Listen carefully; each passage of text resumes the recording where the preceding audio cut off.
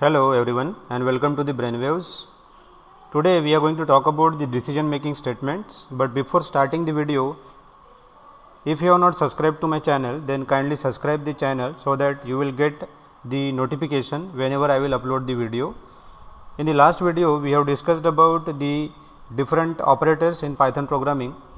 So today we will talk about the decision making statements. So these are the decision making statements like if statement, if else statement and the elif statement.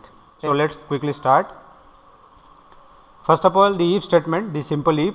So you can see this is the expression, if this is the expression, then if this expression becomes true, then and then only you can write your code. If this expression is not true or this condition is not true, then your program will halt. So with the help of flowchart you will have a clear idea. If I am saying if an expression or condition, whatever the condition you want to write, if this particular condition becomes true, then and then only whatever the block of statement you want to execute, this block of statement will get executed, and then I will end the program will get ended. If suppose this particular condition become false, then directly my program will halt. Okay, so let's quickly see few examples of this so that you will get a clear idea. So for that purpose, let me open a Jupyter notebook. So let me open the new notebook, new Python 3 file. Let me change this cell. So for that purpose, let me change it to the markdown cell. For that purpose, I am typing M. So it is nothing but what? If statement. If statement. Here if I am writing, suppose if 10 is greater than 5, if this particular condition becomes true, then I want to write print 10 is larger. Okay, let me execute this. So you can see 10 is larger, but if suppose this particular condition become false, then what to do? Then our program will automatically halt. Okay, so here what, let me come back to the presentation. So if this particular condition become false, then I am going to end. Okay, then next one, if else statement. This particular condition, whatever the expression we are writing, if this particular condition becomes true, then the code of block will get executed, and if this particular condition become false, so I will be in else part, and this particular block of statement will get executed. Let me show you with the help of flowchart. So you can see I am going to start, I will be here. If this particular condition becomes true, then the true block of statement will get executed, and then I will end up. Or if suppose this particular condition become false, then there are certain block of statement which I need to execute, and then I am going to end. Okay, so this also let me show you with the help of example. So let us go back to the Jupyter notebook. So here let me change this cell to the markdown cell. It is if else statements. Here if I am writing, suppose if I am writing 10 is greater than 5, or I am taking some other example. Suppose I am writing 10 is less than 5, then print 10 is larger,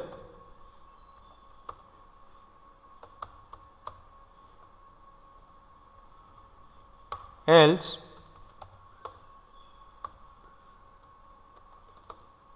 print 10 is smaller. Okay, let me execute this. If this particular condition becomes true, then this particular block of statement will get executed, and if suppose this particular condition become false, means I will be automatically coming to the else part, and this particular block of statement will get executed. So let me execute this. You can see 10 is less than 5, 10 is less than 5, condition will be false. So I will be automatically coming to the else part. That's why tail is smaller will get printed. I can say here I need to write 5 is smaller. Okay, so you can see 5 is smaller will get printed. Let me write down some example. Let me write down some program for this. So if I am writing a program, if I want to write a program to check whether the entered number is even or odd. So let us do one simple program. For that purpose I will be requiring two numbers. So one number, if I am taking it as A input, this I am going to accept from the user, that is why I am writing here input function. Enter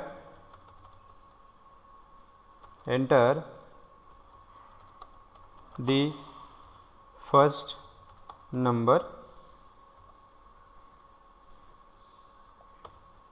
and the whatever the input I am accepting, that will be by default in the string format. So I need to convert it into integer, that is why A is equals to int this particular number A, I need to convert it into integer, that is called as typecasting. So in this way we are doing a typecasting. In whichever data type we want to convert, that data type we need to specify here. Okay, so enter, I can say any number, right, and now I want to check if whatever the number I want to write, if this particular number A is completely divisible by 2, then I will say that particular number is even number. So I can say A is even number, else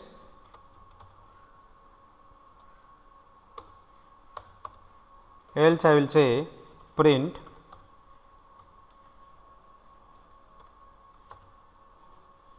is odd number. If a number is completely divisible by 2, then I am going to print it is even number, and if it is not completely divisible by 2, then I am going to print odd number. So let us execute. If I am entering suppose 13, and you know 13 is an odd number because it is not completely divisible by 2, so it should show it is an odd number. So you can see 13 is an odd number. Let me execute it one more time. Now if I am writing suppose 20 is even number because it is completely divisible by 2.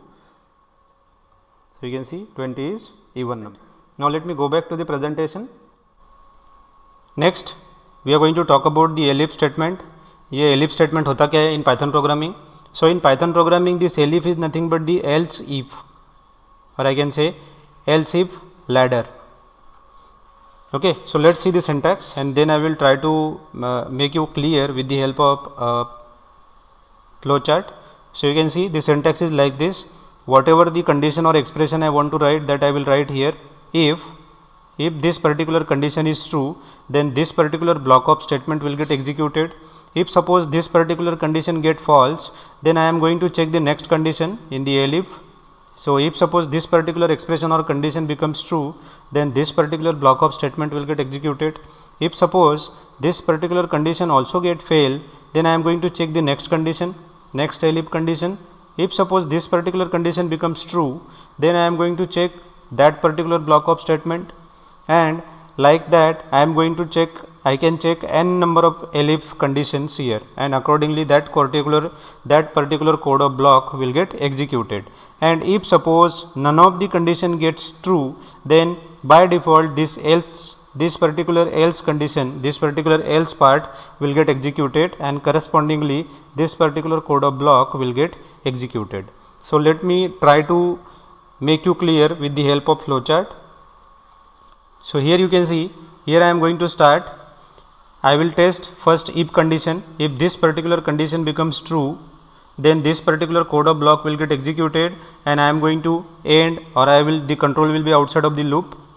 The control will come in this way, and I will be going to the end of the, or I can say the control will be going outside of this elif statement.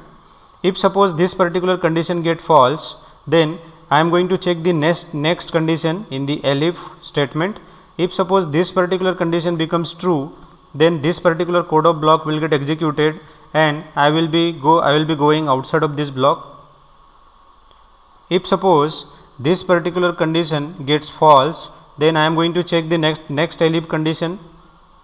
Likewise, if suppose this particular condition gets true, then this particular code of block will get executed and likewise I will be going outside of this elif statement, right. If suppose none of the condition, like if this particular condition get fail, this particular condition also get fail, this particular condition also get fails, right, then by default this else block, this particular else block will get executed and correspondingly this particular code of block will get executed and then I am going to end, or then the control will go outside of this particular else elif statement. Okay. So, let me make you clear with the help of practical demonstration. So, for that let me open the Jupyter notebook quickly. So, here I am going to write elif statement,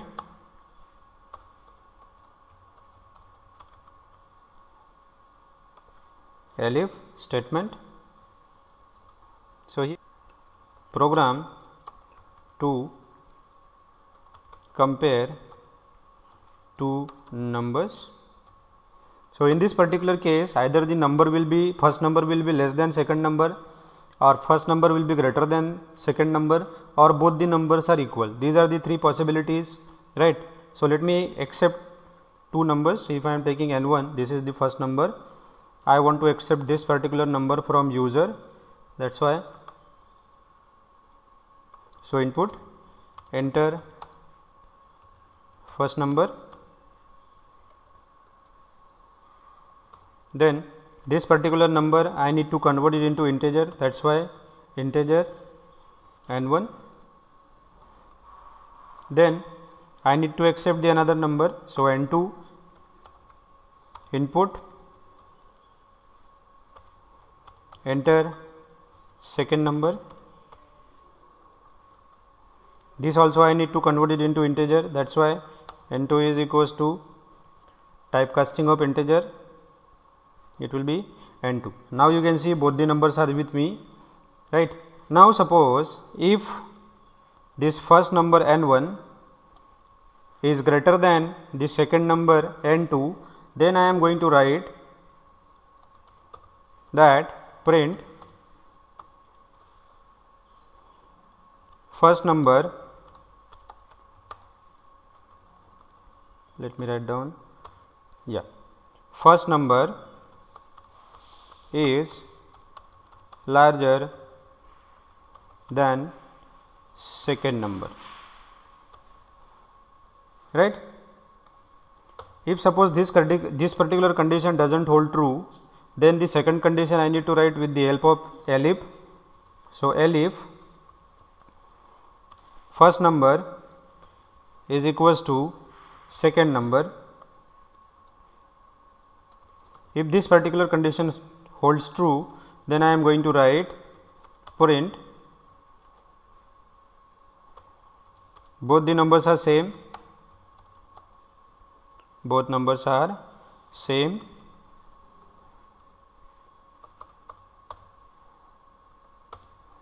and lastly if none of the condition hold true, then I am going to write the else part.